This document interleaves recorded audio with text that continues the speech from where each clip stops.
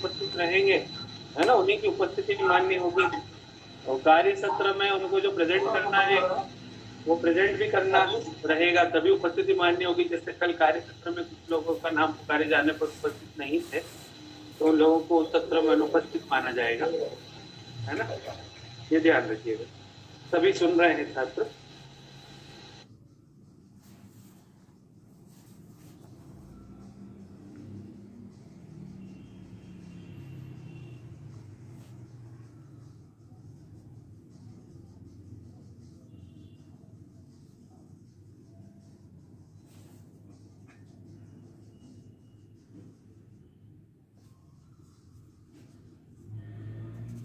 योदये जगदिदं प्रतिबोधमेति मध्यस्थिते प्रसरति प्रकृति क्रियासु अस्तंगते चोच्छवसितैकमात्रं भानुः स एष जयति प्रकट प्रभावः।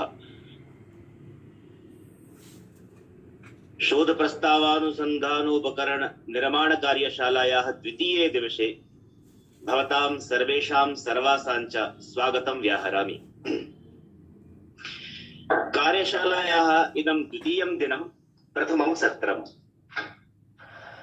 इदं सत्रम् अहं स्वानुभवेन वदन्नस्मि, सामान्यं सत्रं नास्ति। तत्र कारणम् इदमेव यत् एतस्य सत्रस्य याः आचार्याः सन्ति ताः सामान्याः न। एतस्मिन् सत्रे अस्माकं मार्गदर्शनं करिष्यन्ति, पुनश्च छात्राणां तत्र छात्राणां वा या इच्छा वर्तते, यत्र यत्र समस्याः भवन्ति तत्र सर्वासां प्रायः निराकरणमपि भविष्यति एतस्मिन् सत्रे।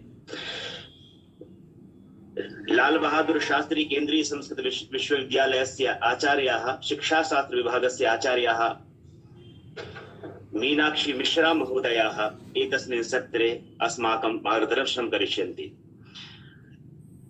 प्रगतवर्षे अपि एताः प्रत्यक्षरूपेण विश्वविद्यालये तत्र अत्रैव आगत्य साक्षात् शिक्षणं कारितवत्यः।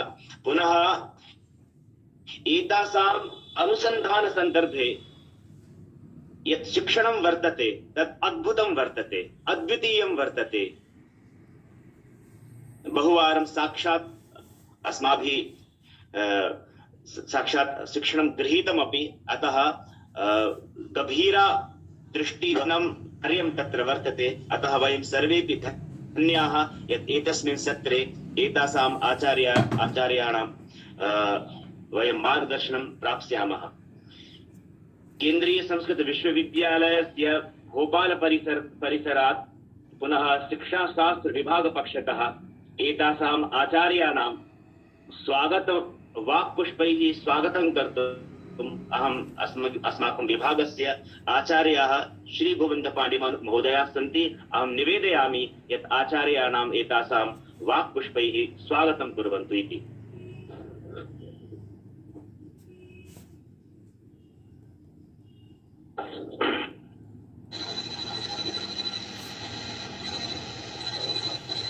सर्वसम्मानीयाः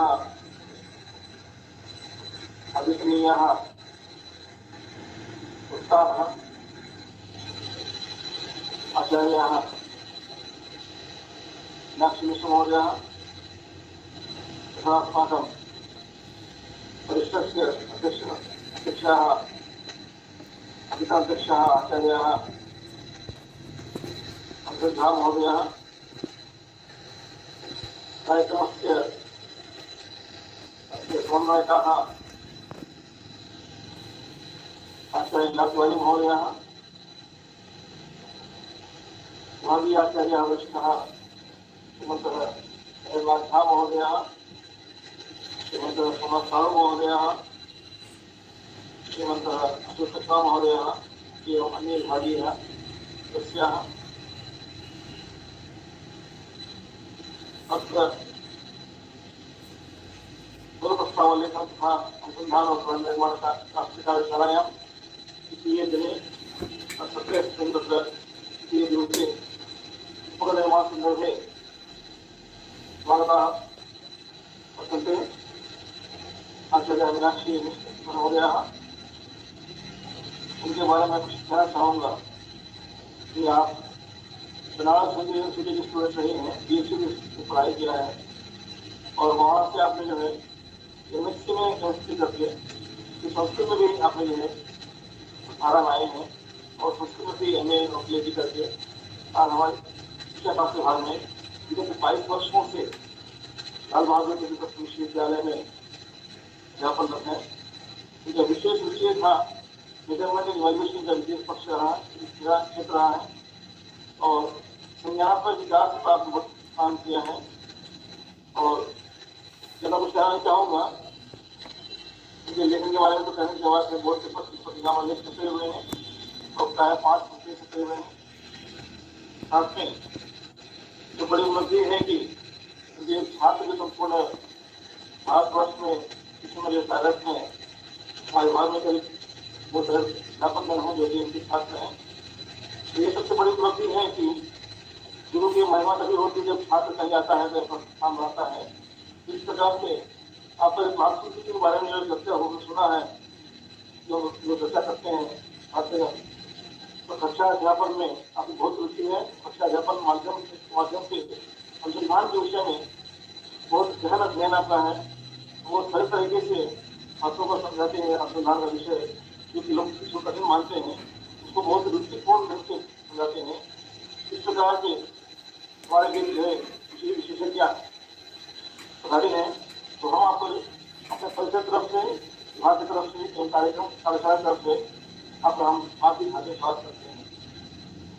तथैव आज अध्यक्ष महोदय, हमारे प्रत्यक्ष निदेशक महोदय हैं, उनका भी हम हार्दिक स्वागत करते हैं एवं हमारे जो सभी सदस्य एवं छात्रों का हम हार्दिक स्वागत करके हमारे ग्राम लेते हैं।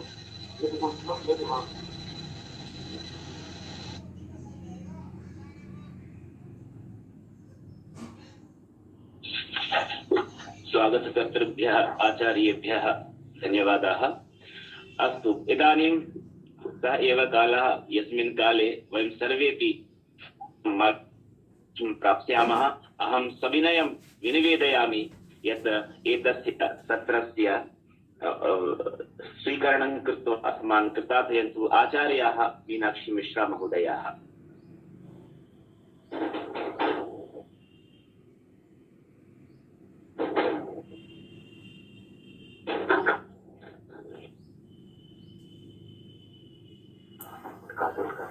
Bye, good luck.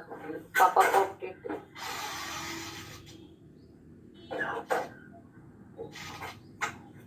सभी को नमस्कार। या देवी सर्वभूतेषु विद्यारूपेण संस्थिता नमस्तस्यै नमस्तस्यै नमस्तस्यै नमो नमः। इस ऑनलाइन प्लेटफॉर्म पर उपस्थित सभी का मैं हृदय से आभार व्यक्त करती हूँ और इस कार्यक्रम को आयोजन करने के लिए केंद्रीय संस्कृत विश्वविद्यालय भोपाल परिसर का भी मैं हृदय से धन्यवाद ज्ञापन करती हूँ, क्योंकि वर्तमान में जो शोध कार्य हो रहे हैं और जैसी अपेक्षा की जा रही है, इस दिशा में बहुत ही प्रयास करने की आवश्यकता है और आप लोग सदैव से ही इस कार्य में उन्नत प्रयास करते रह रहे हैं। निरंतर आपकी कार्यशालाएं होती रहती हैं जो भी जिज्ञासुओं को, विद्यार्थियों को सहयोग प्रदान करती रहती हैं। तो मैं हृदय से आभार व्यक्त करती हूँ शिक्षा शास्त्र विभाग भोपाल परिसर का, जिन्होंने मुझे पुनः ये अवसर दिया है आप लोगों के साथ इंटरेक्ट करने का और अनुसंधान उपकरण के विषय में कुछ जानकारियां शेयर करने का मैं आपसे प्रयास करूंगी। यहाँ पे उपस्थित जो नाम मुझे दिखाई दे रहे हैं, श्री गोविंद पांडे सर, बहुत बहुत नमस्कार सर आपको। रमन मिश्रा जी, नीलाभ जी, सभी का मैं बहुत ही धन्यवाद भी देती हूँ और मैं हृदय से इनको शुभकामनाएं भी देती हूँ कि निरंतर ये लोग इतने अच्छे प्रयास कर रहे हैं इस दिशा में और विद्यार्थियों की जिज्ञासाओं को शांत करने के लिए कक्षा में भी और कार्यशाला के माध्यम से भी उचित अवसर विद्यार्थियों को और प्रतिभागियों को दिए जाते हैं, इसके लिए बहुत ही आप लोग बधाई के पात्र हैं। और सभी जो भी प्रतिभागी गण हैं उनका भी मैं हृदय से इस सत्र में स्वागत करती हूँ। और आज आप लोगों के साथ चर्चा सत्र में हम लोग कुछ गतिविधियां भी करेंगे। तो मैं अपना प्रस्तुतिकरण आरंभ करने से पहले जो भी यहाँ प्रतिभागी गण हैं उनके मन में शोध उपकरण को लेकर के क्या संकल्पनाएं या जिज्ञासाएं हैं, पहले मैं उनको जानना चाहूंगी, उसके बाद हम अपना प्रस्तुतिकरण करेंगे। तो आप में से कुछ एक विद्यार्थी या प्रतिभागी गण, अगर आपकी कोई जिज्ञासाएं हैं तो आप पूछ सकते हैं पहले, ताकि प्रस्तुतिकरण के दौरान उनका साथ साथ निराकरण होता रहे। आवाज आ रही है ना? जी मैडम, जी मैम आ रही है। ठीक है, तो आपके मन में बच्चे कोई, और एक मैं ये जानना चाहूंगी ऑडियंस में कौन कौन लोग हैं, एमएड के विद्यार्थी होंगे और रिसर्च स्कॉलर्स होंगे और हमारी फैकल्टी मेंबर्स होंगे। तो आप लोगों की कोई जिज्ञासा है तो आप पूछ सकते हैं, फिर मैं अपना प्रस्तुतिकरण प्रारंभ करूंगी। मुख्यतः इसमें एमएड प्रथम वर्ष और एमएड द्वितीय वर्ष के ही विद्यार्थी हैं और फैकल्टी मेंबर्स हैं। तो एमएड वाले शोध उपकरण के बारे में द्वितीय वर्ष वाले पढ़ भी रहे हैं, मैडम के प्रश्न का उत्तर द्वितीय वर्ष वाले दें, उनसे ज्यादा अपेक्षाएं। चलिए कोई बात नहीं, एमएड के हैं, अभी अध्ययनरत हैं विद्यार्थी, तो अभी हम शुरू करते प्रेजेंटेशन। देखिए कल आप लोगों का जो था उसमें आप लोगों ने शोध प्रस्ताव के बारे में जाना था, तो मुझे ये उम्मीद है कि आप सभी शोध समस्या को कैसे लिखते हैं, चरों की पहचान कैसे करते हैं, इस विषय में आप लोगों ने कल बहुत सारी जानकारियां प्राप्त की होंगी और पाठ्यक्रम के माध्यम से भी पढ़ रहे होंगे। तो सबसे पहली जो बात है कि शोध उपकरण की आवश्यकता क्यों पड़ती है। तो शोध उपकरण जो है, हम लोग कोई भी वेरिएबल है उसको मेजर करने के लिए हम शोध उपकरण का प्रयोग करते हैं। ठीक, तो जो भी हमारा शोध कार्य होता है उसमें हम शोध समस्या को कहते हैं और शोध समस्या कथन के बाद हम जो उसमें चर होते हैं उनको आइडेंटिफाई और डिफाइन करने का प्रयास करते हैं। तो इन्हीं का मापन हमें शोध कार्य में करना होता है। तो बहुत जरूरी चीज होती है कि हम वेरिएबल को सही ढंग से पहचानें। चर जो होता है वेरिएबल, उसकी उचित पहचान यदि हम करते हैं तभी हम अपने शोध कार्य के लिए उचित शोध उपकरण का चयन या निर्माण कर सकते हैं। तो कई बार ऐसा होता है वेरिएबल बहुत कॉमन होता है और उसके लिए हमारे पास कंस्ट्रक्ट विद्यमान होते हैं और बने बनाए स्टैंडर्डाइज टेस्ट भी होते हैं, हम उनका उपयोग कर लेते हैं। और कई बार स्थिति ऐसी होती है कि जो हमारे वेरिएबल हैं वो इतने कॉमन नहीं होते, उनके कंस्ट्रक्ट्स वेल डिफाइंड नहीं होते हैं, फिर हमें उन्हें अपने तरीके से शोधकर्ता की दृष्टि से किस तरह उनका मापन होना है उसको स्पेसिफाई करना पड़ता है और फिर हम उसके आधार पर शोध उपकरण का निर्माण करते हैं। यहाँ पे आप लोग दो भेद रखिएगा कि जो शोध उपकरण और तकनीकी में थोड़ा सा भेद होता है। कई पुस्तकों में उपकरण के अंतर्गत ही सारी चीजों को रखा गया है। तो आगे शुरू करने से पहले इसमें डिफरेंशिएट हम कर ले, टेक्निक्स और टूल्स ये दो अलग अलग चीजें हैं। टेक्निक्स में आता है आपका मुख्य रूप से निरीक्षण और साक्षात्कार। प्रायः कई हिंदी की किताबों में जब शोध उपकरण की चर्चा की गई है तो उपकरण के अंतर्गत ही टेक्निक्स और टूल्स को एक साथ रखा गया है, लेकिन आपको इनमें भेद करके चलना चाहिए कि टेक्निक्स अलग चीज होती हैं और टूल अलग हैं। जैसा आप सामान्य तौर पर भी जानते होंगे, टेक्निक्स जो होती हैं वो अमूर्त रूप होता है उनका, और टूल्स जो है वो मूर्त रूप में विद्यमान होते हैं। तो जब मूर्त रूप में टूल विद्यमान है तो उनका एक निश्चित स्वरूप होता है, जबकि टेक्निक्स का कोई निश्चित स्वरूप नहीं होता है। तो डाटा कलेक्शन में हम टेक्निक्स और टूल्स दोनों का प्रयोग करते हैं और कई बार एक टेक्निक में हम डिफरेंट टूल्स भी प्रयुक्त कर सकते हैं। तो ये चीज यदि आपको स्पष्ट है तभी आप सही ढंग से आगे बढ़ेंगे। तो कुछ मैं आपको प्रेजेंट करूंगी, कीवर्ड्स हैं, उनको देखते हुए हम आगे बढ़ेंगे।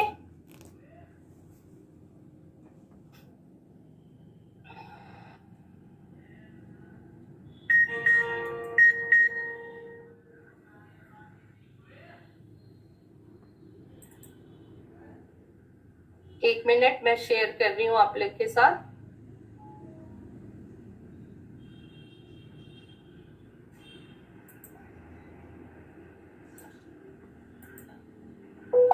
स्क्रीन शेयर हो रही है? जी मैम, हो रही है। ठीक है, तो कंस्ट्रक्शन ऑफ रिसर्च टूल्स पे हमारा डिस्कशन होगा, और जो कीवर्ड्स हैं, जो हमें कोई भी टूल बनाने से पहले हमें किन बातों को ध्यान में रखना चाहिए या किन बिंदुओं पे विचार कर लेना चाहिए, सबसे पहले हम उनको देखेंगे। तो सबसे पहली चीज जो है, आपने जब अपना डिसाइड किया होगा, शोध प्रस्ताव बनाया होगा, तो उसमें सबसे पहली चीज हम देखेंगे रिसर्च प्रॉब्लम क्या होती है। उस पर कल आपकी चर्चा हो गई होगी। पहली चीज है टारगेट पॉपुलेशन, किस जनसंख्या से हमें न्यादर्श लेना है, क्योंकि जो न्यादर्श लेना है या समग्र जनसंख्या से हमें डाटा कलेक्शन करना है, तो टूल का डेवलपमेंट जो है टारगेट पॉपुलेशन को ध्यान में रखकर ही किया जाता है। आपको ये देखना पड़ेगा, जब भी हम अपने रिसर्च में पॉपुलेशन को डिफाइन करते हैं तो उसमें हम 4 बातें जरूर बताते हैं: कंटेंट, यूनिट, एक्सटेंट और टाइम। यानी जो भी आपकी पॉपुलेशन है, आप सिर्फ ये नहीं कहेंगे, फॉर एग्जांपल हम माध्यमिक स्तरीय विद्यार्थी ले लें, तो माध्यमिक स्तरीय विद्यार्थी जो है आपका कंटेंट होगा पॉपुलेशन का, उसमें यूनिट्स क्या होंगी, 9वीं कक्षा के विद्यार्थी या 10वीं कक्षा के विद्यार्थी, पॉपुलेशन में सब कुछ स्पेसिफाई करना होता है। तो जैसे आप बताएंगे सत्र 2020-21 में दक्षिणी दिल्ली या कोई भी आप एक क्षेत्र ले सकते हैं, सरकारी विद्यालयों में अध्ययनरत 9वीं कक्षा के छात्र, पर्टिकुलर आप पॉपुलेशन में सभी चीजों को डिफाइन करेंगे, तभी हमें स्पष्ट होता है कि जो भी हम शोध उपकरण बनाने जा रहे हैं उसमें प्रश्न किस तरह के होंगे या कथन किस तरह से होंगे, ये हमारा टारगेट पॉपुलेशन पे निर्भर करता है। तो सबसे पहले जरूरी होता है टारगेट पॉपुलेशन को डिफाइन करना। उसके बाद वेरिएबल है, नेक्स्ट कंस्ट्रक्ट होता है। वेरिएबल और कंस्ट्रक्ट की ऑपरेशनल डेफिनेशंस होती हैं, मेजरिंग टूल्स, रिस्पॉन्स चॉइसेस, हम किस रूप में हम लेंगे चीजों को, और मेथड फॉर कलेक्टिंग रिस्पॉन्सेस। इतनी चीजों को निर्धारित करने के बाद ही हम शोध उपकरण निर्माण प्रक्रिया की ओर बढ़ते हैं। तो एक एक करके हम इन कीवर्ड्स को पहले देखते हैं। सबसे पहला है आपका वेरिएबल। तो वेरिएबल को आप कैसे डिफाइन करते हैं? आपने रिसर्च में पढ़ा होगा वेरिएबल्स, सतत, असतत चर आपने पढ़ा होगा। इसके अलावा और भी आपने बहुत सारे वेरिएबल्स के टाइप्स पढ़े होंगे। जैसे एक्सपेरिमेंटल रिसर्च है तो डिपेंडेंट, इंडिपेंडेंट वेरिएबल है, इंटरवेनिंग वेरिएबल है। तो इस तरह की बहुत सारी चीजों को आपने टाइप्स ऑफ वेरिएबल के अंतर्गत पढ़ा होगा। लेकिन जब हम किसी वेरिएबल को मेजर करने जाते हैं तो उस वेरिएबल को हमें आइडेंटिफाई करना होता है कि वो वेरिएबल वस्तुतः हमारा है क्या। तो आइडेंटिफिकेशन में जनरली एजुकेशनल रिसर्च में वेरिएबल जो होगा वो या तो कोई एबिलिटी होगा, अचीवमेंट होगा, एप्टीट्यूड, एट्रीब्यूट में कैरेक्टरिस्टिक ट्रेट्स। तो एबिलिटी होती है योग्यता। तो आपका जो चर है, जो भी आप रिसर्च में करना चाहते हैं, वो वेरिएबल एबिलिटी है। जैसे आप बात करते हैं बुद्धि लब्धि की है, आंकिक क्षमता की, अधिगम योग्यता की, स्पीकिंग स्किल्स है। तो इस तरह की जो होते हैं उनको हम एबिलिटी के अंतर्गत रखते हैं, क्योंकि मापन के समय हमें ये सुनिश्चित करना होता है कि जो वेरिएबल है उसका मापन किस तरीके से होगा। तो उसको मापन करने के लिए सबसे पहले हम आइडेंटिफाई करेंगे कि वो वेरिएबल जो है वो एबिलिटी के रूप में है। एबिलिटी जो होती है वो व्यक्ति की वर्तमान जो उसकी कैपेसिटी है, किसी भी कार्य को करने की जो क्षमता है, वो चाहे संज्ञानात्मक कार्य हो, भावात्मक कार्य हो या मनोचालक क्षेत्र का कार्य हो। तो किसी कार्य को करने की जो क्षमता है उसको हम एबिलिटी के अंतर्गत देखते हैं। तो जो भी हमारा वेरिएबल है वो एबिलिटी है या अचीवमेंट है, उपलब्धि है। उपलब्धि क्या होती है? जो भी हमारा पूर्व में अर्जित ज्ञान है हमें उसका मापन करना है। या फिर एप्टीट्यूड, एप्टीट्यूड होता है अभिक्षमता। अभिक्षमता हमारी भावी संभावनाओं को व्यक्त करता है कि भविष्य में हम किस तरह के कार्य को कर सकते हैं, तो जो भविष्य में होने वाली हमारी कैपेसिटीज हो सकती हैं, कौशल हो सकते हैं, उनको मेजर करने वाले वेरिएबल एप्टीट्यूड कहलाते हैं। तो सबसे पहले हम एबिलिटी देख लें, अचीवमेंट है या एप्टीट्यूड। ये ध्यान रखना है, एबिलिटी जो है वो वर्तमान की स्थिति को बताती है, अचीवमेंट जो है पूर्व में क्या सीखा है उसको बताता है, और एप्टीट्यूड जो है भविष्य में व्यक्ति किस प्रकार से कार्य करने में समर्थ होगा उसको बताता है। ठीक है, इसके अलावा हम अन्य लक्षणों का भी अध्ययन करते हैं। चौथे क्रम में है एट्रीब्यूट, कैरेक्टरिस्टिक या ट्रेट्स। तो जैसे हम अन्य व्यवहार हैं मानवों के, उनका अध्ययन करते हैं, जिसमें पर्सनालिटी, मूल्य है, अभिवृत्ति है, या उनके ओपिनियंस हैं, उनकी रुचि क्या है, इस तरह का भी अध्ययन जो है वो शोध कार्य में किया जाता है। तो इनको हमें सबसे पहले जो भी हम अपने वेरिएबल्स को डिफाइन करते हैं रिसर्च प्रॉब्लम में, उनकी पहचान हमें पहले इस रूप में करनी होगी कि वो एबिलिटी है, अचीवमेंट है, एप्टीट्यूड है या कोई एट्रीब्यूट है। एट्रीब्यूट यानी कोई लक्षण या कोई ट्रेट है। ठीक है, तो वेरिएबल के बारे में स्पष्ट हुआ। आपको मापन की दृष्टि से उनकी पहचान कैसे करनी है? जी मैम। ठीक है, नेक्स्ट है कंस्ट्रक्ट। कंस्ट्रक्ट को हिंदी में हम अन्वय या संरचना कह सकते हैं। एक चीज ध्यान रखिएगा कि कभी भी हम व्यक्ति या वस्तु का मापन नहीं करते हैं, हम मापन करते हैं किसी गुण का, और गुण का भी मापन पूर्णतया संभव नहीं है, क्योंकि जितने भी शैक्षिक, सामाजिक, मनोवैज्ञानिक गुण हैं वो अमूर्त रूप में विद्यमान होते हैं। तो अमूर्त रूप में विद्यमान होने की वजह से हम उनका प्रत्यक्ष मापन नहीं कर सकते हैं। तो जो भी साइकोलॉजिकल, एजुकेशनल मेजरमेंट होता है वो बेसिकली इनडायरेक्ट मेजरमेंट होता है। हम बुद्धि है, व्यक्तित्व है, इन सब का प्रत्यक्ष मापन नहीं कर सकते हैं। हम कुछ क्राइटेरिया डिसाइड करते हैं और उस क्राइटेरिया के आधार पर उस ट्रेट को या उस एबिलिटी को मेजर करने का प्रयास करते हैं। दूसरी एक बात और ध्यान रखिएगा कि जो भी हम मेजर करते हैं, कभी भी किसी भी क्षमता, योग्यता का पूर्ण मापन संभव नहीं होता है।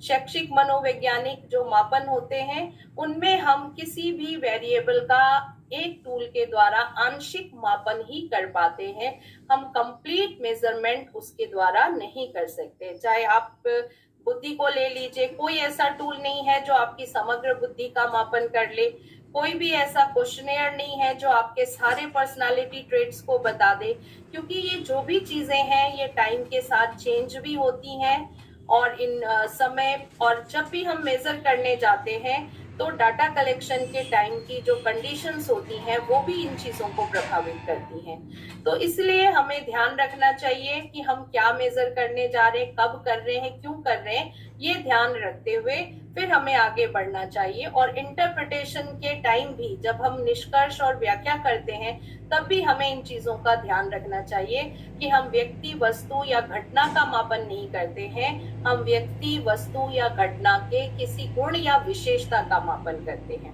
और उस गुण या विशेषता का हम अप्रत्यक्ष मापन करते हैं, और साथ के साथ आंशिक मापन होता है। किसी भी गुण या विशेषता का किसी एक उपकरण के द्वारा समग्र मापन नहीं किया जा सकता। तो इसलिए आप देखिए, कोई भी वेरिएबल है, हम वस्तुतः वेरिएबल को भी मेजर नहीं करते हैं। आम बोलचाल की भाषा में हम कहते हैं कि हम वेरिएबल के लिए टूल बना रहे हैं या हम वेरिएबल को मेजर कर रहे हैं। वस्तुतः ऐसा नहीं होता है। मापन की दृष्टि से वस्तुतः हम किसी कंस्ट्रक्ट को मेजर करते हैं। कंस्ट्रक्ट क्या होता है? अन्वय या संरचना हिंदी में इसे कहा जाता है।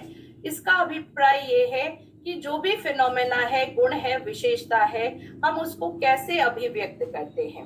क्योंकि यदि आप भौतिक मापन की बात करें तो भौतिक मापन में किसी भी गुण या विशेषता का कंस्ट्रक्ट फिक्स है, नियम फिक्स है कि कैसे उसको मापा जाएगा। जैसे मान लीजिए किसी चीज की लंबाई आपको नापनी है, कोई वस्तु है उसकी लंबाई नापनी है, तो लंबाई का कंस्ट्रक्ट फिक्स है कि जहां से आरंभ हो रहा है और जहां तक वो वस्तु है उसके बीच का जो डिस्टेंस होता है उसको लंबाई कहा जाता है।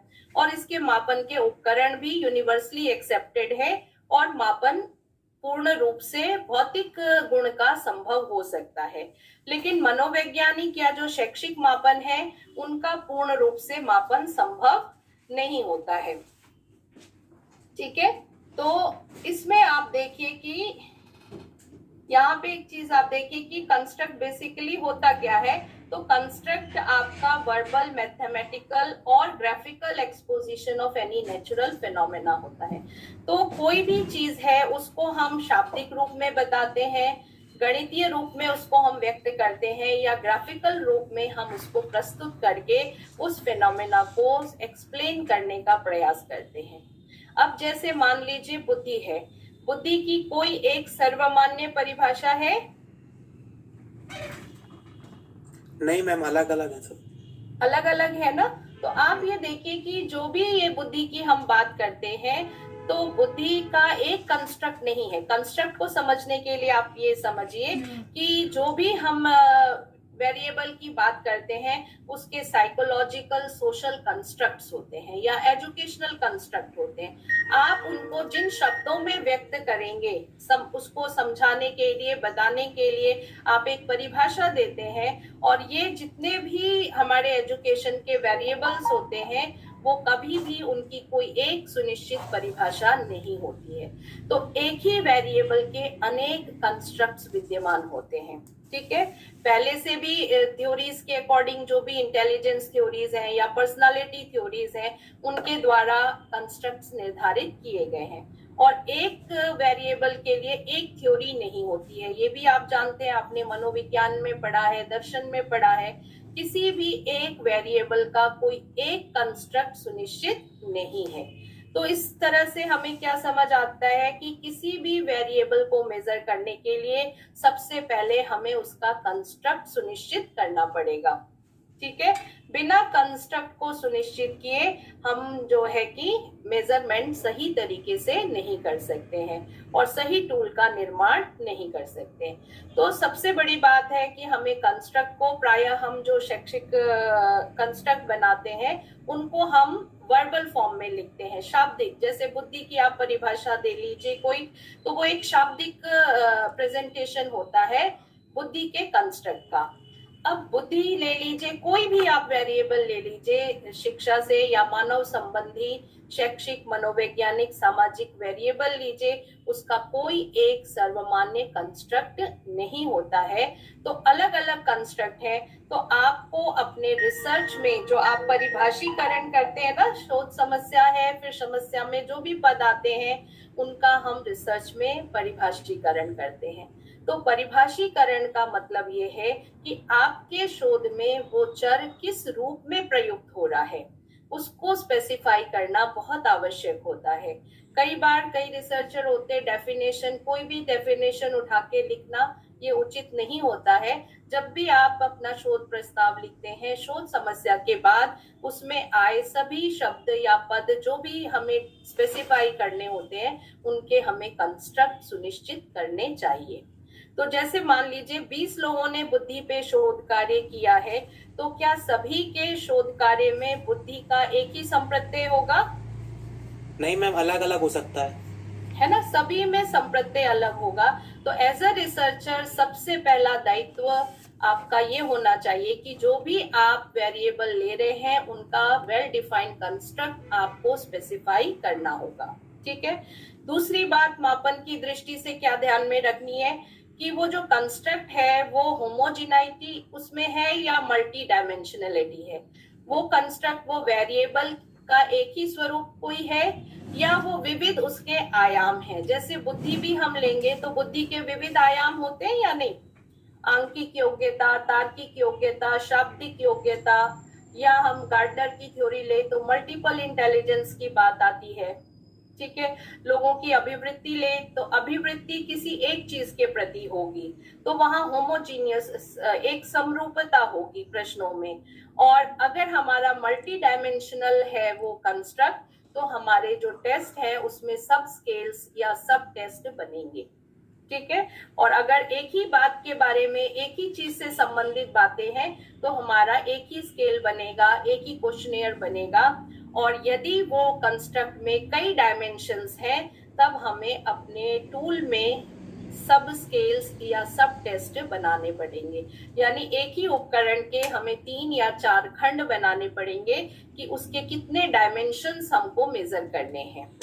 तो इस दृष्टि से कंस्ट्रक्ट स्पेसिफाई करने के बाद ही हम सही टूल डेवलप कर सकते हैं। यदि हमारा कंस्ट्रक्ट क्लियर नहीं है तो हमारा टूल भी सही ढंग से नहीं बनेगा। तो सबसे पहली जो जरूरत होती है वेरिएबल के रेफरेंस में, हमारी जो है कॉन्सेप्चुअल क्लैरिटी, जो संप्रत्यात्मक स्पष्टता है, वो चर के लिए बहुत जरूरी होती है। तो हम पहले वेरिएबल को लें, वेरिएबल को फिर हम कंस्ट्रक्ट के रूप में रखें, एंड देन नेक्स्ट आपका जो है। मैम मेरा एक क्वेश्चन था, हम भी आपके विद्यार्थी ही हैं तो जी बिल्कुल जी मैं ये जानना चाह रहा था, हम जैसे इंटेलिजेंस है, एडजस्टमेंट है, पर्सनैलिटी है, इन सब का एक्यूरेट कंस्ट्रक्ट हो पाना भी संभव नहीं है, तो इस सिचुएशन में फिर क्या किया जाए? नहीं, इसीलिए तो कंस्ट्रक्ट है, क्योंकि एक्यूरेट मैंने पहले ही चीज आपको बता दी। और एक चीज हमेशा ध्यान रखिएगा, कोई भी इनडायरेक्ट मेजरमेंट त्रुटि रहित नहीं होता, एरर्स होंगे ही होंगे। जी। तो आप कोई भी टेस्ट बना है 100% रिलायबिलिटी आपने देखी है किसी भी स्टैंडर्डाइज टेस्ट की? नहीं देखी मैम, नहीं होती। किसी भी शोध उपकरण की, जो मनोवैज्ञानिक, शैक्षिक, सामाजिक शोध उपकरण होते हैं, उनमें कोई भी टूल 100% रिलायबल नहीं हो सकता, नहीं 100% वैलिड होता है, क्योंकि हम अपने एजम्पशन से आगे बढ़ते हैं। कोई भी चीज ऐसी नहीं है जिसकी सर्वमान्य परिभाषा हो। जितने फिजिकल मेजरमेंट जैसे हाइट, वेट इत्यादि, ये सारी चीजें हैं, इनके सेट कंस्ट्रक्ट है और इनके मापन के भी यूनिवर्सल स्टैंडर्ड हैं, ठीक है। लेकिन आप ये देखिए, यहाँ पे नियम के आधार पर होता है, लेकिन कोई भी चीज मनोविज्ञान में नियम के रूप में नहीं है, सभी सिद्धांत हैं, ठीक है। जो भी कंस्ट्रक्ट बने हैं वो हमारे किस पे आधारित होते हैं? जो भी मनोवैज्ञानिक सिद्धांत है या सामाजिक थ्योरीज है, उन्हीं पे बेस्ड हम कंस्ट्रक्ट को चुनते हैं। तो अभी आज 2022 में बैठे हैं और जितने भी एजुकेशनल साइकोलॉजिकल थ्योरीज डेवलप हुई हैं, तो हमारे पास पहले से बहुत सारे कंस्ट्रक्ट विद्यमान हैं। तो एक रिसर्चर को डिसाइड करना होता है कि जो कंस्ट्रक्ट्स पहले से बताए गए हैं उनको लेकर के हम अपना शोध कार्य करेंगे, या रिसर्चर नए ढंग से किसी चीज को सोच रहा है तो वो स्वयं भी अपना एक कंस्ट्रक्ट बना सकता है, ठीक है। तो जो भी कंस्ट्रक्ट होता है, ये मैंने पहले भी बताया आपको, किसी भी वेरिएबल का गुण का समग्र रूप में मापन संभव ही नहीं है। हम एक उपकरण या एक कंस्ट्रक्ट द्वारा उसके एक अंश का मापन करते हैं, ठीक है। स्पष्ट हुई ये बात? जी मैम।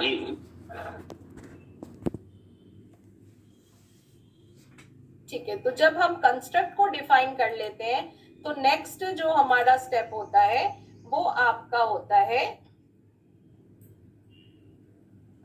स्क्रीन शेयर हो रही है ना? जी मैम हो रही है। नेक्स्ट स्टेप आप शोध में करते हैं संक्रियात्मक परिभाषीकरण। एक तो हमने कंस्ट्रक्ट डिफाइन किया कि किस रूप में हम अपने वेरिएबल को अपने रिसर्च में ले रहे हैं। उसके बाद होता है ऑपरेशनल डेफिनेशन, संक्रियात्मक परिभाषीकरण, कि जो भी हमारा वेरिएबल यूज हो रहा है या कंस्ट्रक्ट यूज हो रहा है उसका मापन किस तरीके से किया जाएगा, इसको डिफाइन करना होता है ऑपरेशनल डेफिनेशन। तो उसमें दो चीजें इंपॉर्टेंट होती है। सबसे पहले आप ये देखिए कि क्या मेजर करना है और कैसे मेजर करना है। उस रूप में हम अपने वेरिएबल को पुनः संक्रियात्मक परिभाषीकरण करते हैं। एक आप समस्या जो है उसको परिभाषीकरण करते हैं, उसके बाद अगर आपका क्वांटिटेटिव अप्रोच है डाटा कलेक्शन का और एनालिसिस का, तो आपको अपने वेरिएबल की ऑपरेशनल डेफिनेशन भी देनी चाहिए, ठीक है। ऑपरेशनल डेफिनेशन से तात्पर्य ये होता है कि जो भी आप मेजर कर रहे हैं, चाहे वो एबिलिटी हो, अचीवमेंट हो, एप्टीट्यूड या एट्रीब्यूट हो, वो वस्तुतः है क्या, ठीक है। तो आंकिक योग्यता है, अगर हम आंकिक योग्यता भी कहते हैं तो किस तरह की आंकिक योग्यता, संख्या का क्रम बताने की योग्यता है या उसमें गणितीय संक्रिया करने वाली योग्यता है, किसी तरह की सीरीज की पहचान करने की योग्यता है।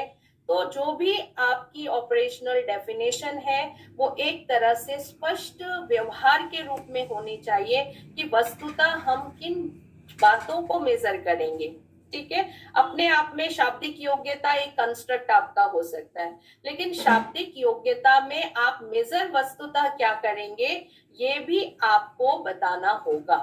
तो इस दृष्टि से आप ये देखिए कि आप जो भी मेजर करने जा रहे हैं उसकी ऑपरेशनल डेफिनेशन बहुत जरूरी होती है टूल बनाने के लिए। और तो व्हाट टू मेजर हो गया, क्या मापन करना है, और दूसरी चीज होता है हाउ टू मेजर। तो वो ऑपरेशंस क्या होंगे फॉर एलिसिटिंग इट इंटरैक्ट, मतलब जो भी आपने कंस्ट्रक्ट बनाया है उस कंस्ट्रक्ट के आधार पर जो भी प्रश्न या कथन आप बनाने जा रहे हैं उस पे विद्यार्थी या जो भी रिस्पोंडेंट है, उत्तरदाता है, वो किस तरह की अनुक्रिया करेगा कि आपको पता चलेगा कि वो गुण उसमें किस रूप में विद्यमान है। तो जब हम किसी भी रिसर्च में वेरिएबल को ऑपरेशनली डिफाइन करते हैं तो हमें मापन के तरीके के बारे में पता चलता है कि किस चीज का मापन होगा और कैसे मापन किया जाएगा। तो यहाँ पर क्या है वो स्पष्ट करना है आपको, और कैसे आपको प्राप्त होगा। दो तरह के बिहेवियर होते हैं, एमिटेड और एलिसिटेड बिहेवियर। आपने ऑपरेंट कंडीशनिंग में पढ़ा होगा, क्रिया प्रसूत अनुबंधन में। जी मैम। है ना, उत्पन्न व्यवहार और उत्सर्जित व्यवहार जो होता है, तो यहाँ पे आप देखिए कि उत्सर्जित व्यवहार जो एलिसिट, मतलब आप क्या प्राप्त करना चाहते हैं। एलिसिटिंग का मतलब जब आप वो उत्तरदाता जो है आपके कथनों या प्रश्नों से इंटरेक्ट करेगा तो किस तरह से वो रिस्पॉन्ड देगा और वस्तुतः आपको रिस्पॉन्स किस रूप में या क्या चाहिए ये आपको ध्यान देना होगा। तो उसी रूप में हम अपने परिभाषा को जो ऑपरेशनल डेफिनेशन है वेरिएबल की वो देते हैं। तो जैसे आंकिक योग्यता है तो आंकिक योग्यता को आपको स्पष्ट करना पड़ेगा कि अंकों का क्रम बता सकेगा या जो भी है आप गणितीय संक्रिया कर सकेगा। तो इस तरह से आपको जो भी वेरिएबल है उसको स्पेसिफिकली डिफाइन करना पड़ेगा इन बिहेवियरल टर्म्स। वो बिहेवियरल टर्म्स वो व्यवहारिक पद होंगे जिनके द्वारा हम उत्तरदाता से उन रिस्पॉन्सेस को कलेक्ट करेंगे जिस आधार पर हम ये निर्धारित कर सके कि उसकी आंकिक योग्यता कैसी है। तो किसी के लेवल को या टाइप को कैसे हम पता लगा सकते हैं उसके आधार पर हमें ऑपरेशनल डेफिनेशन को देना होता है। ठीक है, तो ऑपरेशनल डेफिनेशन को लेके कोई प्रश्न है आपके पास, कोई जिज्ञासा? नहीं मैम, आ गया। ठीक है, तो जब आपकी ऑपरेशनल डेफिनेशन स्पष्ट हो जाती है तब उसके बाद नेक्स्ट जो हमें करना होता है वो हमारा मेजरिंग टूल होता है। ठीक है, तो मेजरिंग टूल्स यानी यहीं पे अब हम आ गए कि हमें किस प्रकार का शोध उपकरण लेना है। तो आप ये देखिए, सबसे पहले वेरिएबल को कंस्ट्रक्ट के रूप में बताइए, फिर कंस्ट्रक्ट की ऑपरेशनल डेफिनेशन करिए, तब कहीं जाकर के हम टूल के बारे में डिसाइड कर सकते हैं।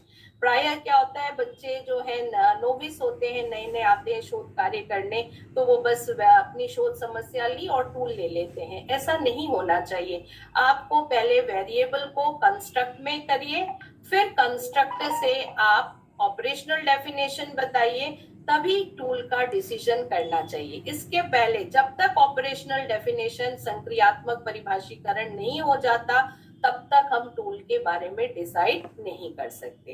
ठीक है, तो अब जब मेजरिंग टूल हमें लेना है तो आप ये ध्यान रखिए, वेरिएबल्स को जब हमने आइडेंटिफाई किया था एबिलिटी, अचीवमेंट या एप्टीट्यूड में, तो ये ध्यान रखना है कि जो टाइप्स ऑफ टूल्स आपने पढ़े होंगे, कई प्रकार के टूल्स होते हैं, तो हमेशा ध्यान रखिए अगर एबिलिटी योग्यता का मापन करना हो, उपलब्धि का मापन करना हो या अभिक्षमता का मापन करना हो, तब हम टेस्ट यूज करेंगे, परीक्षण जिसको कहा जाता है।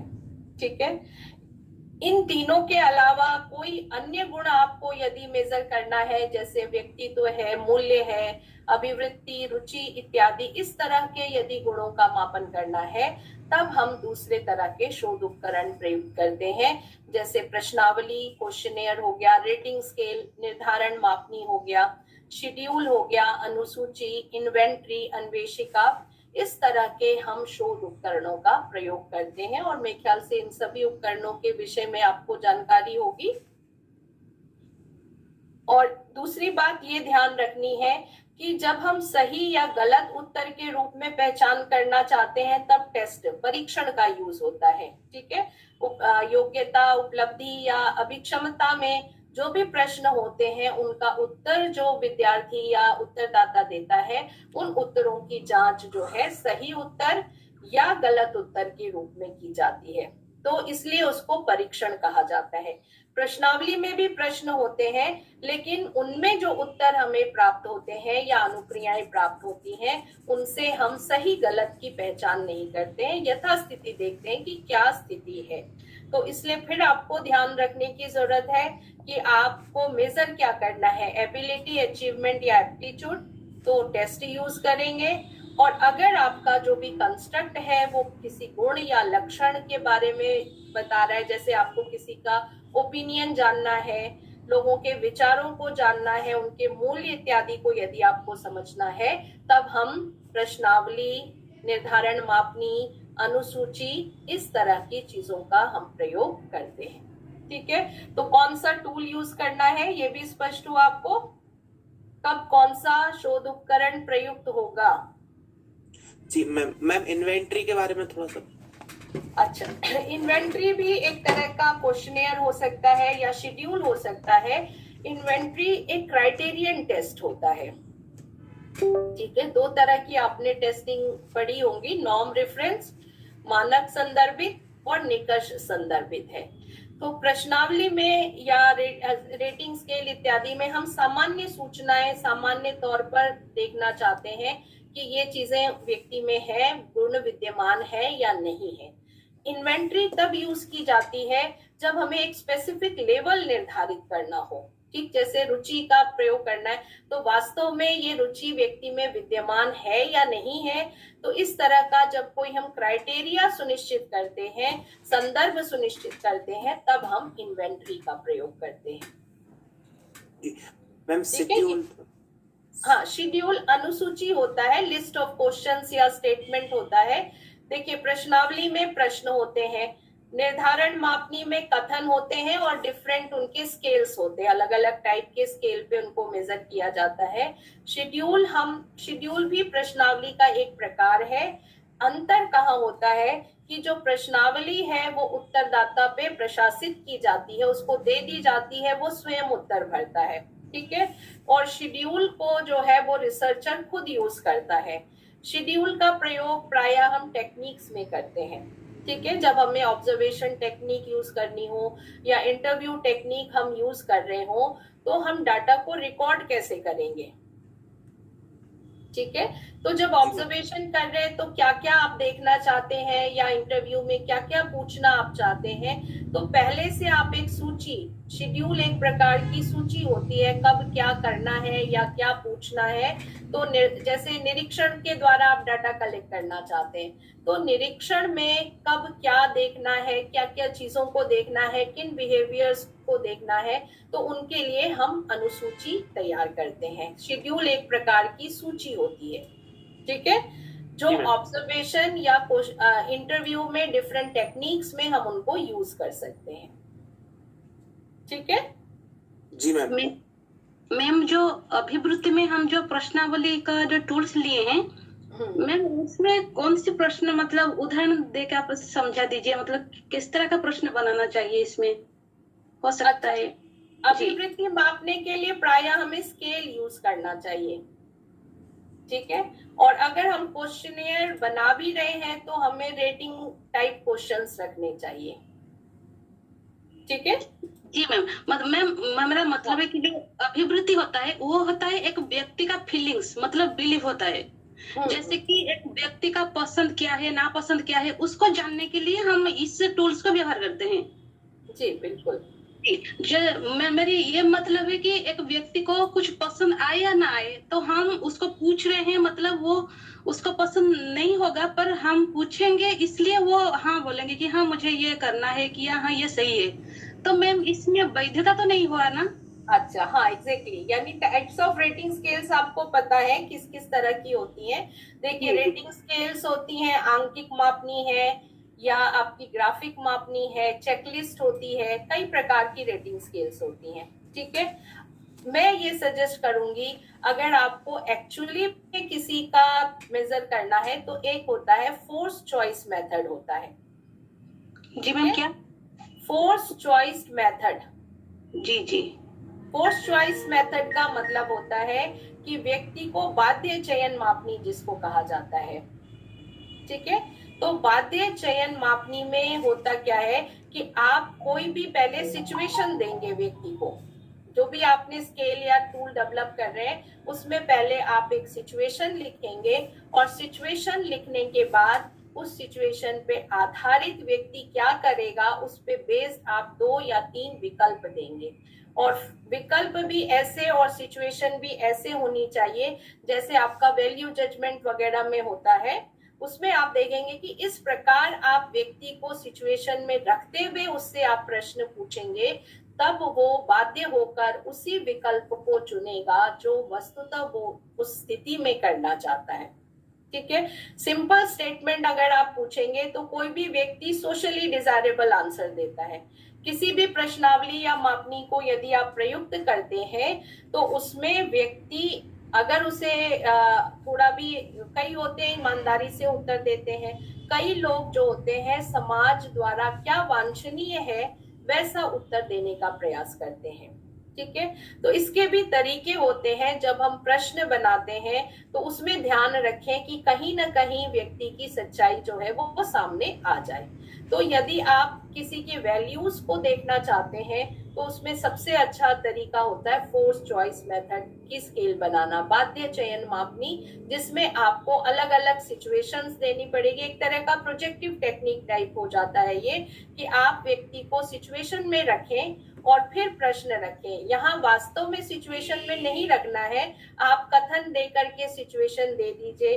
जैसे आपको याद होगा कॉलबर्ग का जो वैल्यू वाला आया था उसमें कि माँ बीमार है, दवा आप तोड़कर लाएंगे ताला या कैसे लाएंगे, इस तरह का आपने पढ़ा है ना मनोविज्ञान में भी। जी मैम, पढ़ाई है। ठीक है, तो ऐसी स्थितियां आप बनाइए कि आप, जैसे कि कोई परीक्षा, किसी को आपने बताना है कि वो व्यक्ति सहायता करता है या नहीं, ठीक है, उसमें सहयोग की भावना है या नहीं। तो आप प्रश्न, विद्यार्थी है तो आप प्रश्न पूछते हैं कि आज आपकी अत्यंत महत्वपूर्ण परीक्षा है और आप विद्यालय जाने में पहले ही थोड़ा विलंब हो गया है और मार्ग में कोई जरूरतमंद व्यक्ति आपको मिल जाता है जो बहुत ही पीड़ित है, आप उसकी सहायता करेंगे।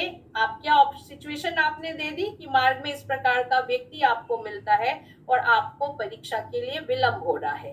ठीक है, तो फोर्स चॉइस मेथड में आप उसको 2 ही ऑप्शन देंगे कि आप समय पर विद्यालय पहुंचने का प्रयास करेंगे या मार्ग में व्यक्ति की सहायता करेंगे। तो इसमें से कोई वो एक को चूज करेगा, और इसी तरह कई सिचुएशन आप दे करके बच्चों के, लोगों से आप ओपिनियन ले सकते हैं। और जहां तक अभिवृत्ति मापनी की बात है तो उसके लिए डिफरेंट टाइप के स्केल्स बनाए गए हैं, जैसे लिकर्ट मापनी आप ले सकते हैं, या थर्स्टन की मापनी है, या सिमेंटिक डिफरेंशियल मेथड होते हैं। एटीट्यूड स्केल्स के लिए डिफरेंट टाइप्स डिजाइन किए गए हैं, उनमें से किसी को लिया जा सकता है। ओके जी मैम, जी ma'am, thank you ma'am. Okay, तो मेजरिंग टूल्स आपको ये ध्यान रखना है कि वेरिएबल आपने कैसे आइडेंटिफाई किया है उस आधार पर। अब यहीं पे जैसे आपने अभी पूछा तो उससे आपको पता चल रहा है ना आप किस तरह का टूल बनाएंगे। जी मैम। जी मैम। Okay ma'am. हाँ मैम, इसमें क्वेश्चन में अभी थोड़े डाउट हो रहे हैं क्योंकि सभी में क्वेश्चन होती है, लेकिन जबकि प्रश्नावली हम लेंगे उसमें कैसे प्रश्नावली लेंगे? जैसे कि वस्तुनिष्ठ प्रश्नावली भी होती है और विषयनिष्ठ विषय प्रश्नावली भी होती है, तो उसमें कैसे आंसर हम कलेक्ट करेंगे? और कैसे क्वेश्चन करेंगे? एक मिनट बेटा, ये जो टर्म आपने यूज किया ना, वस्तुनिष्ठ या विषयनिष्ठ, ये शब्दावली प्रयुक्त होती है परीक्षण के साथ, ठीक है जी। और क्वेश्चनियर के लिए जब हम क्वेश्चनियर की टाइप्स की बात करते हैं तो क्वेश्चनियर के टाइप में आता है बंद प्रश्नावली, खुली प्रश्नावली है, रेटिंग वाली क्वेश्चनियर है या मैट्रिक्स क्वेश्चनियर है, ये उस पर डिपेंड करता है, ठीक है। कंफ्यूजन देखिए, रेटिंग स्केल में प्रश्न नहीं प्रायः कथन होते हैं, शेड्यूल में लिस्ट ऑफ स्टेटमेंट्स होते हैं, इन्वेंट्री में स्टेटमेंट या क्वेश्चन दोनों हो सकते हैं। कंफ्यूजन टेस्ट और क्वेश्चनियर के बीच में होता है, ठीक है। जो इंटेलिजेंस टेस्ट, हमेशा टेस्ट यूज होगा, कभी भी इंटेलिजेंस क्वेश्चनियर शब्द आपने नहीं सुना होगा, ठीक है। उपलब्धि परीक्षण, बुद्धि परीक्षण, अभिक्षमता परीक्षण, यही शब्द सुने हैं ना? जी मैम। जी मैम। अभिक्षमता प्रश्नावली सुनी है आपने? नहीं मैम, नहीं सुनी। नहीं सुनी है। पर्सनालिटी की आपने सुना है? पर्सनालिटी क्वेश्चनियर होगा, पर्सनालिटी स्केल होगा या पर्सनालिटी इन्वेंट्री होगी, ठीक है। वहां आप टेस्ट कम सुनेंगे, क्योंकि देखिए सबसे बड़ा अंतर जो टेस्ट और क्वेश्चनियर में है, ये ध्यान रखिएगा, टेस्ट हमेशा एबिलिटी, अचीवमेंट और एप्टीट्यूड को मेजर करने के लिए ही बनाया जाता है, ठीक है। और इसके अलावा जो गुण या लक्षण है उनके मापन के लिए हम परीक्षण का प्रयोग नहीं करते हैं। पहला डिफरेंस क्लियर हुआ? जी मैम। ठीक है। परीक्षण का प्रयोग मात्र योग्यता, उपलब्धि और अभिक्षमता के लिए किया जाता है। इससे इतर कोई गुण है तो हम प्रश्नावली का प्रयोग करेंगे, ठीक। तो सबसे पहला डिफरेंस टेस्ट और क्वेश्चनियर में ये है कि टेस्ट क्या मेजर करता है वो देखिए और प्रश्नावली क्या मेजर करती है ये देखिए। दूसरा डिफरेंस है टेस्ट और क्वेश्चनियर में कि टेस्ट के जो आंसर्स होंगे उनकी जो जांच है वो सही उत्तर या गलत उत्तर के रूप में की जाती है। ऐसे ही चेक करते हैं ना, जब आपका एग्जाम होता है या टेस्ट होता है तो जो भी उत्तर दिया जाएगा वो उत्तर की जांच सही उत्तर या गलत उत्तर, वस्तुनिष्ठ है तो सही उत्तर और गलत उत्तर, निबंधात्मक है तो किस हद तक उत्तर सही है, कितना अंश उसमें सही है, उस आधार पर अंकन किया जाता है, ठीक है। लेकिन क्वेश्चनियर में अंकन प्रक्रिया भिन्न है। यहाँ जो भी रिस्पॉन्स आता है, अनुक्रिया आती है, उसकी जांच हम सही उत्तर या गलत उत्तर के रूप में करते हैं? नहीं मैम। टेस्ट के अलावा जो भी उपकरण प्रयुक्त होता है, चाहे क्वेश्चनियर, रेटिंग स्केल, शेड्यूल हो या इन्वेंट्री हो, वहां उत्तरों की जांच हम सही या गलत के रूप में नहीं करते हैं। वहां उत्तर का निर्धारण हम कैटेगरी में करते हैं कि किस कैटेगरी में आंसर जा रहा है। ये जब हम रिस्पॉन्स चॉइस आगे देखेंगे तो आपको और स्पष्ट होगा, ठीक है। तो प्रश्नावली या रेटिंग स्केल्स के आधार पर हम कैटेगरी देखते हैं कि व्यक्ति किस कैटेगरी में आएगा, है ना। प्रश्नों के द्वारा उसका मत क्या है, तो इनके द्वारा हम लोगों के विचारों, मतों और विभिन्न जो उनके और लक्षण हैं उनको जानने का प्रयास करते हैं। तो जो भी पर्सनालिटी के लिए उत्तर देगा वो उत्तर सही या गलत नहीं होता, वो उसके बारे में बताता है, ठीक है। तो जो क्वेश्चनियर्स या रेटिंग स्केल यूज होता है वो व्यक्ति के गुण के बारे में बताता है और एबिलिटी, अचीवमेंट और एप्टीट्यूड है कितना है ये बताता है, ठीक है। टेस्ट में कोई भी लक्षण किस लेवल तक विद्यमान है, कितनी उसमें कितना ज्ञानार्जन हुआ, कितनी क्षमता है, या भविष्य में वो किस तरह का कार्य कितने समर्थता से कर सकेगा, इस तरह के उत्तरों के लिए हम टेस्ट यूज करते हैं। और कैसा है ये जानने के लिए अन्य शोध उपकरणों का प्रयोग होता है, ठीक है। तो टेस्ट और क्वेश्चनियर दो अलग अलग चीजें होती हैं। इसमें और कोई संशय है तो आप पुनः उससे पूछ सकते हैं। मैम जो रेटिंग स्किल होता है वो कोलास्टिक, कोकोलास्टिक दोनों ही में ही परीक्षण होता है ना? आप पहले बताइए कोस्कोलास्टिक और स्कोलास्टिक से अभिप्राय क्या है? मतलब जो कोलास्टिक होता है जो शिक्षा के अंदर जो होता है और शिक्षा के बाहर जो होता है, जो परीक्षण होता है, कि जैसे कि एक बच्चे के साथ हम रेटिंग स्केल परीक्षण करेंगे तो बच्चे क्लासरूम में कितना एक्टिव रहता है, कितना वो क्लास में सुनता है, कुछ काम करता है, और क्लास से बाहर वो कितना एक्टिव रहता है, तो वो उसको जानने के लिए तो रेटिंग स्किल थोड़ा हाँ ठीक है बेटा, थोड़ा सा ये समझो कि स्कॉलिस्टिक शिक्षा के बाहर नहीं है। थोड़ा सा शब्द हिंदी में कई बार गलत हो जाते हैं। शिक्षा के बाहर तो कुछ भी नहीं है, जो कुछ भी हम कर रहे हैं। मैम जैसे कि प्रेयर और क्लासरूम में जैसे कि फ्रेंड के साथ जो मिलना है, ये प्लेग्राउंड में इसका व्यवहार फ्रेंड के साथ, जैसे कि एक बच्चे क्लास में कुछ सुनता नहीं है, अध्यापकों को अच्छे से व्यवहार भी नहीं दिखाता है, और बाहर फ्रेंड के साथ मिलता है, प्लेग्राउंड में अच्छे से का व्यवहार दिखाता है, तो उसको मापने का तो वही होता है ना रेटिंग स्किल। तो हाँ, बच्चे इसमें थोड़ा सा संशोधन कर लो बच्चे कि शैक्षणिक सह शैक्षणिक करो। पोस्ट स्कॉलिस्टिक सह शैक्षणिक है। जी शैक्षणिक और शैक्षणिक में थोड़ा सा डिफरेंस है, ठीक है जी। शैक्षिक और गैर शैक्षिक कहना उचित नहीं है, क्योंकि विद्यालय में जो कुछ हो रहा है या बच्चा जो कुछ सीख रहा है वो सब शिक्षा के अंतर्गत आता है। तो कहीं कहीं किताबों में आ गया है शैक्षिक और गैर शैक्षिक, ऐसा ना बोल करके शैक्षणिक और सह शैक्षणिक बोलिए, ठीक है।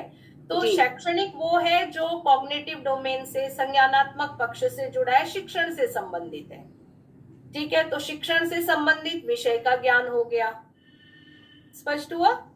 जी मैम जी। सह शैक्षणिक है वो विषय इतर हो गया, जो भी टीचिंग सब्जेक्ट्स है उससे अलग जो भी आप मेजरमेंट करते हैं वो सह शैक्षणिक या गैर शैक्षणिक हो सकता है।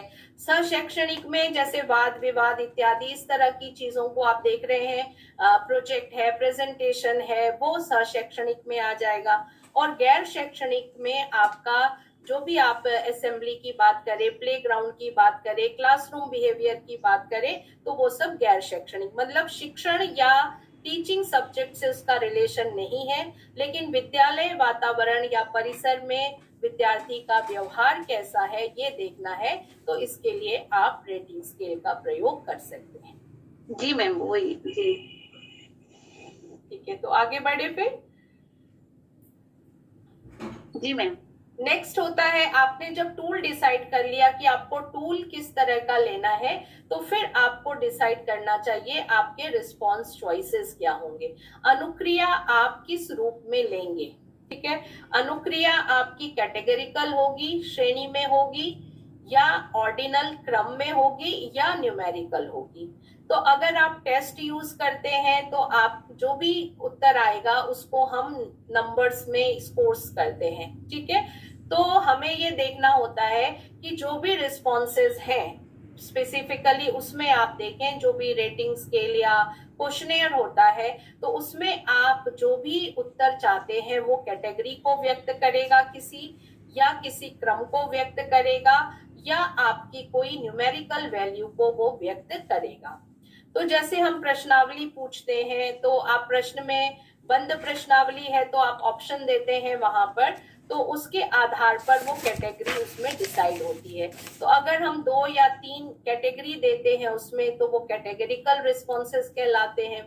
यदि आप जो भी विकल्प दे रहे हैं उसमें क्रम बताने को कहें, सर्वाधिक पसंद से लेकर के अगर हम निम्न पसंद तक की बात करें, या आपको इनमें से क्या पसंद है उनको अपनी पसंद के अनुसार क्रम में रखिए, तो इस तरह के रिस्पॉन्स जो है वो ऑर्डिनल रिस्पॉन्स कहे जाते हैं। और आंकिक मापनी, जैसे आपने लिकर्ट स्केल में भी सुना है, पूर्ण सहमत से असहमत को लेकर के 5, 4, 3, 2, 1 में आप रेटिंग कराएं तो वो न्यूमेरिकल रिस्पॉन्स होता है। तो एक बार टूल कौन सा बनाना है, कैसा बनाना है, ये डिसाइड करने के बाद फिर हमें रिस्पॉन्स चॉइसेस के बारे में देखना चाहिए कि जो रिस्पॉन्स हम लोग लेंगे वो किसी कैटेगरी को व्यक्त करेगा, श्रेणी को व्यक्त करेगा, किसी क्रम को व्यक्त करेगा, या कोई आंकिक सूचना के रूप में हमें रिस्पॉन्स चाहिए। तो ये डिपेंड करेगा कि हम फिर प्रश्न या कथन किस प्रकार से लिखेंगे, क्योंकि जब तक हम इसको रिस्पॉन्स को चॉइस को डिसाइड नहीं करते हैं तब तक प्रश्न या स्टेटमेंट कैसे लिखने हैं, क्या वर्डिंग्स होगी, ये सुनिश्चित नहीं होता है, ठीक है। उसके बाद आप देखिए मेथड्स फॉर कलेक्टिंग रिस्पॉन्सेस, कि जो भी हमें टूल बनाएंगे उससे हम डाटा कैसे कलेक्ट करेंगे। तो 4 जो ज्यादा तरीके होते हैं, हम डाक द्वारा भेज के करें, या टेलीफोन द्वारा हम लोगों से सूचना एकत्रित करें, या आजकल इलेक्ट्रॉनिक मीडिया है उसके द्वारा हम गूगल फॉर्म या कोई भी इस तरह की चीज बना के हम लेंगे डाटा, या पर्सनली हम जाके लोगों के पास समूह में या व्यक्तिगत तौर पे हमको डाटा एडमिनिस्टर करना है। तो मेथड फॉर कलेक्टिंग रिस्पॉन्सेस पे भी हमें ध्यान देना चाहिए टूल बनाने से पहले कि किस तरह से हम डाटा कलेक्ट करेंगे, पोस्टल, डाक द्वारा, टेलीफोन द्वारा, इलेक्ट्रॉनिक मीडिया का यूज करके, या फिर व्यक्तिगत तौर पर समूह या व्यक्तिगत तौर पर प्रशासित करके हम आंकड़े का संकलन करेंगे।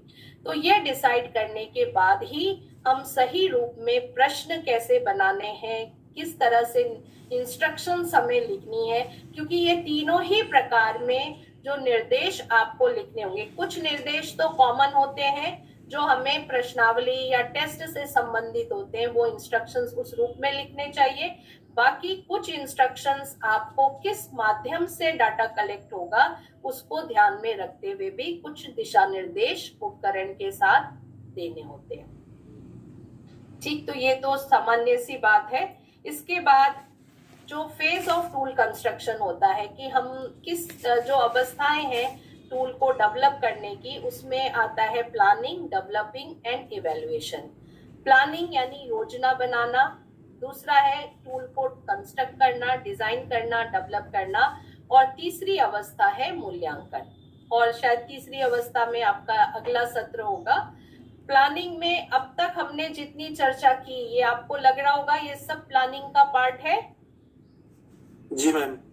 ठीक है, तो प्लानिंग करने से पहले हमें ये सारी चीजें करनी होगी। प्रारंभिक योजना होती है, फिर योजना होती है। प्रारंभिक योजना में जितनी भी हमने अभी चर्चा की, ये सब आपको प्लानिंग के अंतर्गत रखना होगा, और इसके बाद ही आप जो है इस पर विचार करेंगे। और जितनी अच्छी प्लानिंग होगी, याद रखिए जितना अच्छा आपका प्लान होगा उतना ही बढ़िया आप अपना टूल को डेवलप और डिजाइन कर सकते हैं।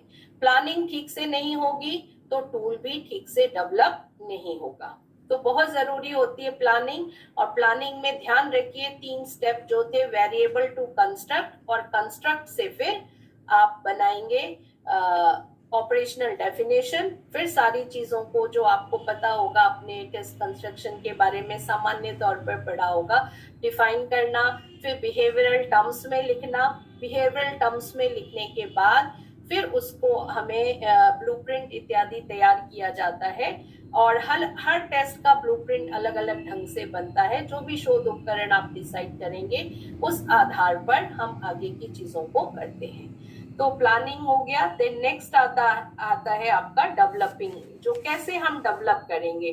तो डेवलप करने के लिए इस टेस्ट में कुछ बातें हमको ध्यान में रखनी चाहिए। इंफॉर्मेशन, क्या सूचना हमें चाहिए उसको परिभाषित करना।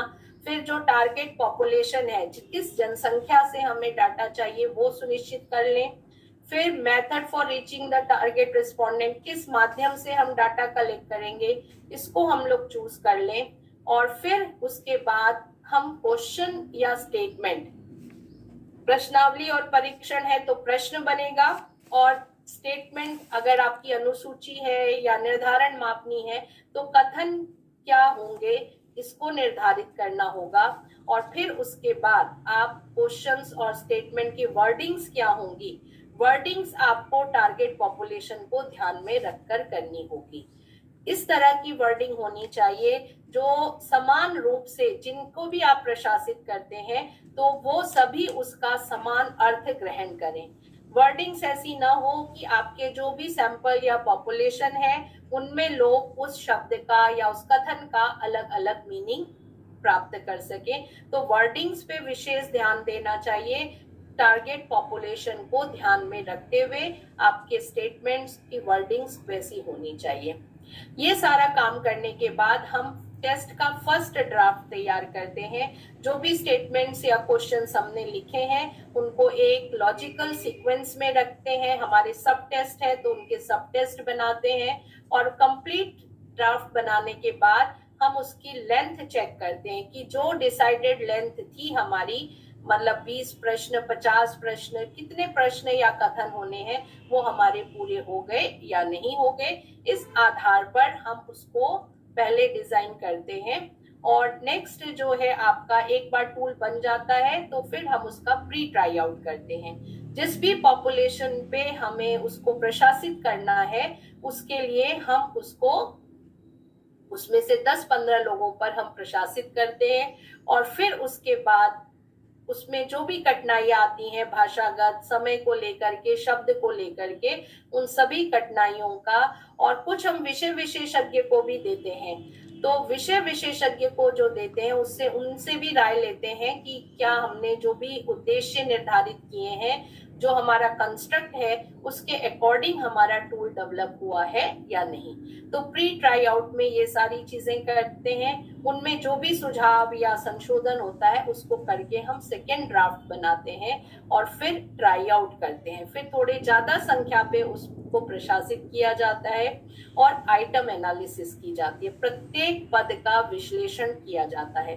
परीक्षण जब बनाते हैं तो पद विश्लेषण बहुत अनिवार्य होता है, क्योंकि पद विश्लेषण में हम दोनों चीजों को देखते हैं, विभेदन क्षमता और कठिनता स्तर।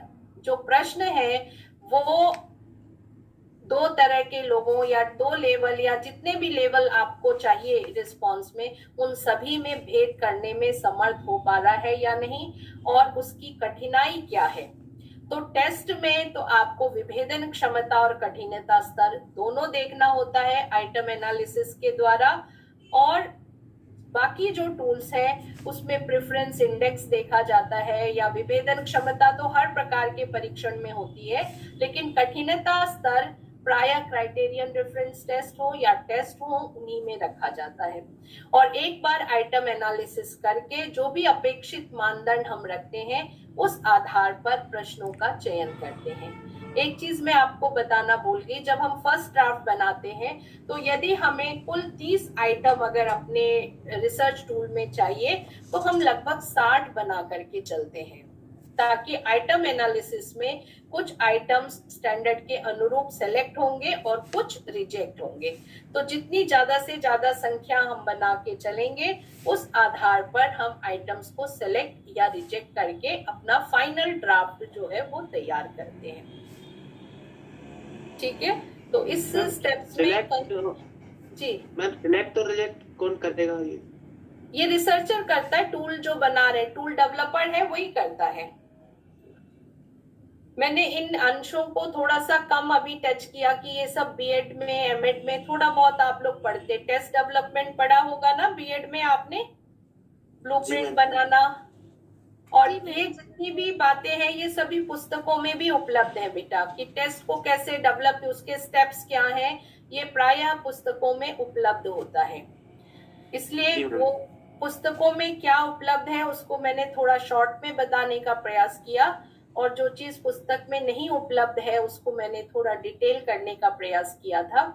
अभी वैसे इसमें बताने के लिए तो डिफरेंट टाइप्स ऑफ टूल्स हैं, आपने देखा, और प्रत्येक उपकरण के भी विविध भेद हैं, और उन भेद के आधार पर अब जैसे क्वेश्चनेयर है तो क्वेश्चनेयर में ओपन एंडेड होते हैं question, close and close questionnaire होते हैं।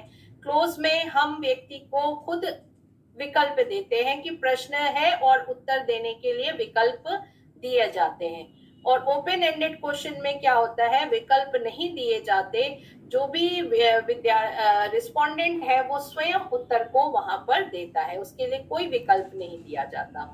मैट्रिक्स टाइप क्वेश्चनेयर होते हैं, क्वेश्चनेयर को यदि आप लोगों के शेड्यूल के बारे में पूछना चाहते हैं तो आप मैट्रिक्स टाइप क्वेश्चनेयर बना सकते हैं। डिफरेंट एक्टिविटीज एक कॉलम में लिख लीजिए और फिर ऊपर कॉलम में मंडे, ट्यूसडे, वेडनेसडे इस तरह मेंशन करके प्रति सप्ताह व्यक्ति जो है किन किन कार्यों को करता है, इस तरह का आप बनाना चाहते हैं तो एक टेबुलर फॉर्म में मैट्रिक्स के रूप में हम प्रश्नों को रख सकते हैं, और फिर प्रश्न वही होंगे, और सोमवार, मंगलवार, बुधवार इसमें से क्या क्या वो करता है या कितना करता है वो उसमें वो अंकित कर सकते हैं।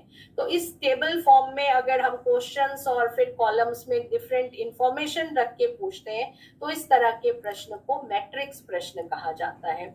तो प्रश्नावली के भी अनेक भेद हैं, और इसके भी अनेक भेद होते हैं। रेटिंग स्केल के डिफरेंट टाइप्स हैं, जैसे बताया लिकर्ट है, थर्स्टन है, सिमेंटिक डिफरेंशियल है। तो इस तरह से कौन सा टाइप आपको बनाना है उसको निर्धारित करके, और सबसे बड़ी बात रिव्यू जो है वो हम टूल डेवलपमेंट के लिए भी करते हैं। संबंधित साहित्य का अध्ययन जो है वो शोध उपकरण निर्माण के लिए भी आवश्यक होता है, क्योंकि कंस्ट्रक्ट को डिफाइन करने के लिए हमें जो है रिव्यू ऑफ रिलेटेड लिटरेचर बहुत जरूरी है। क्योंकि अगर हम रिव्यू नहीं करेंगे तो हमें पता नहीं चलेगा कि कितने या किस किस प्रकार के कंस्ट्रक्ट एक वेरिएबल के लिए हैं। तो रिव्यू करने से हमें कंस्ट्रक्ट के बारे में भी पता चलता है, और कंस्ट्रक्ट को मेजर करने के लिए टूल्स किस किस प्रकार के उपलब्ध हैं या बनाए जा सकते हैं वो जानकारी भी हमें मिलती है वहां से। ठीक है जी मैम। इससे रिलेटेड कोई प्रश्न? अभी समय हो गया है शायद, है नहीं, इस सत्र का? जी जी मैम और एक क्वेश्चन है। जी बताइए। मैम जो संक्रियात्मक परिभाषीकरण होती है उसमें आंकिक योग्यता के लिए संक्रियात्मक परिभाषीकरण होती है, ऐसे क्यों? मतलब सभी संक्रियात्मक परिभाषीकरण जो भी होता है, जो भी चर होती है, सभी का क्या आंकिक योग्यता का निकला जाता है क्या? नहीं नहीं, वो तो आंकिक योग्यता मैंने एक उदाहरण लिया था बुद्धि लब्धि के संदर्भ में। अगर आप बुद्धि परीक्षण करना चाहते हैं तो बुद्धि भी एक बहुत व्यापक पद है। इसमें से आप बुद्धि के किन डायमेंशंस को मेजर करना चाहते हैं, ये तो आपकी शोध समस्या पे निर्भर करेगा ना, कि शोध समस्या में आपने बुद्धि को किस रूप में लिया है। तो आंकिक जो शब्द है वो आंकिक योग्यता, बुद्धि का एक डायमेंशन मैंने लिया आंकिक योग्यता, उस आधार पर वो ऑपरेशनल डेफिनेशन थी। ठीक है। अगर आप अभिवृत्ति लेते हैं किसी चीज के प्रति, किसी भाषा के प्रति अभिवृत्ति लेते हैं, तो उसकी ऑपरेशनल डेफिनेशन डिफरेंट होगी। ठीक है। आप ये कहेंगे कि भाषा को पढ़ना पसंद करता है, भाषा में उस भाषा में लिखना पसंद करता है, पुस्तकें पढ़ना पसंद करता है, किस रूप में आप मेजरमेंट करेंगे उसमें आपको उस चीज को डिफाइन करना होगा। जी मैम, धन्यवाद। ठीक है। मैंने आपको एक ओवरऑल व्यू देने का प्रयास किया है कि शोध उपकरण बनाते समय हमें किन बातों का ध्यान रखना चाहिए। स्टेप्स तो पुस्तकों में उपलब्ध हैं, आप उनको देख सकते हैं। और मुझे लगता है कि जो आपकी अपेक्षाएं थी, पता नहीं मैं वहां तक आप तक पहुंच पाई या नहीं। अगला भी जो सत्र है, कोई भी आपकी जिज्ञासा रहती है तो वो आप पूछ सकते हैं। मैम एक और क्वेश्चन है मैम। हाँ बताइए। जो अभिवृत्ति में सर मैम, अभिवृत्ति में हमारे जो वेरिएबल्स आपने बताए हैं 4 वेरिएबल्स, ये अभिवृत्ति में तो सब मैम सब ही वेरिएबल्स जाएगा ना, जैसे कि एबिलिटी, अचीवमेंट, एप्टीट्यूड? नहीं, कैसे बेटा? मैंने जब डिफाइन किया वेरिएबल्स को तो 4 कैटेगरी मैंने बताई वेरिएबल की इन टर्म्स ऑफ मेजरमेंट। एक बताया एबिलिटी, दूसरा उपलब्धि अचीवमेंट, तीसरा है एप्टीट्यूड अभिक्षमता, और चौथा इन तीनों को छोड़ के जो भी लक्षण या गुण या ट्रेट आप मेजर करना चाहें वो उसके अंतर्गत आता है। तो अभिरुचि जो है, अभिवृत्ति आपने पूछा? जी मैम। हाँ, तो अभिवृत्ति भी व्यक्ति का एक लक्षण है जो टाइम टू टाइम चेंज होता रहता है, और अलग अलग चीजों के प्रति अलग अलग अभिवृत्ति होती है ना? जी मैम जी। हाँ, तो इसको हमने चौथे कैटेगरी एट्रीब्यूट वाली कैटेगरी में रखा है। जी मैम जी जी। अच्छा, एक चीज और बता दें, ये हिंदी की किताबों में अभिरुचि अभिक्षमता, यहाँ भी संदेह, अभिरुचि रुचि होता है, अभियोग्यता सही शब्द है एप्टीट्यूड के लिए, कहीं कहीं एप्टीट्यूड के लिए अभिरुचि शब्द है कुछ किताबों में, तो थोड़ा सा ध्यान रख के आप लोग पढ़िए। और आप सभी संस्कृत से निष्ठ व्यक्ति हैं तो ज्यादा अच्छे से शब्दों को देखा करिए आप लोग कि सटीक है या नहीं। थोड़ी सी विडंबना है कि अंग्रेजी का ज्यादा प्रभाव शिक्षा शास्त्र पर है, और जितने भी कॉम्पिटिटिव एग्जाम है वहाँ अंग्रेजी ही सबसे ऊपर आती है, तो इनको ध्यान में रख करके बेटा, क्योंकि नेट हो या सीटेट हो, अगर कोई भेद रह जाता है तो इंग्लिश वाला ही मान्य रहता है। तो हमारे भी चीजें बंदी रहती हैं तो हम इंग्लिश में ही टर्म्स को ज्यादा यूज करने का प्रयास करते हैं। जी मैम।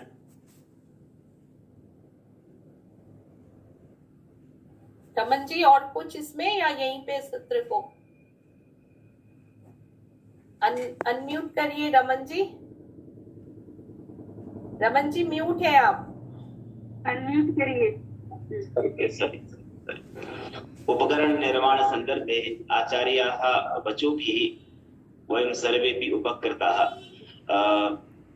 अग्रिमे प्रायोगिके सत्रे चर्चायाः अनुवर्तनं भवति। मध्ये किंचित विरामं स्वीकृत्य वयं पुनः मिलामः। मैम 15-20 मिनट का विराम जितना आप कहें वैसा। हाँ नहीं ठीक है, जो आपका शेड्यूल है अकॉर्डिंगली चलिए। तो जी, इनको जी। एक्सरसाइज ये डिस्कस करेंगे या कुछ एक्सरसाइज दे दी जाए इन्हें? जैसा आप ठीक समझे मैम, बस वही है, आप दे सकते हैं चाहे तो। नहीं, आपका सत्र कैसे चल रहा है उसके अकॉर्डिंग वैसे मैंने कुछ जो बताया है उसी पे बेस्ड क्वेश्चंस हैं, बच्चे चाहे तो कर सकते हैं उसको। कार्य कुछ दे दिया जाए तो ज्यादा ठीक रहेगा। हाँ कार्य है तो अभी या उसी समय देना है? उसी समय दे सकते हैं। उसी समय ठीक है। जी जी जी जी ठीक है। तो 10 मिनट का विराम है, उसके बाद हम सब लोग मिलेंगे। ठीक है, 11-12-5 पे चलेंगे। ठीक।